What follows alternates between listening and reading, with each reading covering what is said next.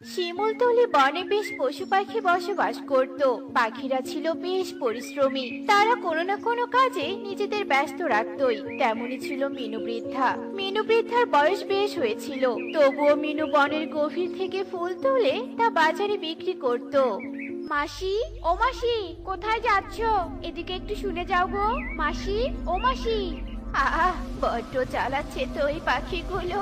দেখছই যে সকাল সকাল কাজে যাচ্ছি, তবুও এদের না ডাকলেই যেন নয়। কি হয়েছে কি? হ্যাঁ, ডাকছিস কেন? বলছিলাম কি মাসি, শীতকাল তো চলে এলো, তুমি তো আমাদের তোমার হাতের পিঠে আর খাওয়ালেই না। আহ, এক কথা আর কত শোনাবি বল দেখিনি? আমি যখন বলেছি খাওয়াবো তো খাওয়াবোই। এখন আমাকে যেতে দে তো। পারে, গত 4 শীত থেকে আমাদের পিঠা খাওয়াবেই বলছো, কিন্তু খাওয়ালে আর কই। পিঠা খাওয়াবো বলেছি, কিন্তু কোন শীতে খাওয়াবো এটা তো বলিনি। শোন তোরা, যেদিন আমার ঘরে নতুন বউ আসবে সেদিন আমি তোদের খাওয়াবো। যা, টোনা এবার বাড়িতে ফিরুক, ওর অনেক ধনী ঘরে বিয়ে দিব, আর তোরাও পেট পুড়ে খাবি। হ্যাঁ, ওই আশাতেই আছি। মিনু বৃদ্ধা ছুটে চলে ফুল তোলার উদ্দেশ্যে গভীর জঙ্গলে। পাখিদের ভাষ্য মতে মিনু বৃদ্ধা ছিল খুবই কৃপণ পাখি। মিনু কখনো টাকা খরচ করতে চাইতো না।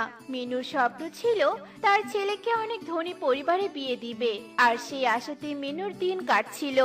বাবা টোনা, তুই এতক্ষণ পর আমাকে ফোন করলি, কবে বাড়িতে আসবি রে বাবা? কাল বাড়িতে যেতে পারি মা, তবে তোমার জন্য একটা সারপ্রাইজ আছে, তুমি ভীষণ খুশি হবে। এবার তবে রাখি মা। এভাবেই রাত কেটে যায়। পরের দিন মিনু প্রতিদিনের মতো বনে গিয়ে ফুল তুলতে থাকে। মিনু মাসি, ও মিনু মাসি, তুমি এখানে ফুল তুলছো? ওদিকে যে তোমার ছেলে টোনা নতুন বউ নিয়ে এসেছে, শীঘ্রই চলো। কি? টোনা কি না আমাকে না জানিয়ে বিয়ে করেছে? আমার তো বিশ্বাসই হচ্ছে না। মিনু একমাত্র ছেলের বিয়ের কথা শুনে ভীষণ অবাক হয়ে যায়। এ কি বাবা টোনা, তুই কি না না জানিয়ে বিয়ে করে নিলি? একবারও আমাকে বললি না। মা, আমার বিশ্বাস তুমি টুনিকে মেনে নিবে, কারণ টুনিকে অপছন্দ করার কোনো কারণ নেই। টুনি অনেক ভালো পাখি মা।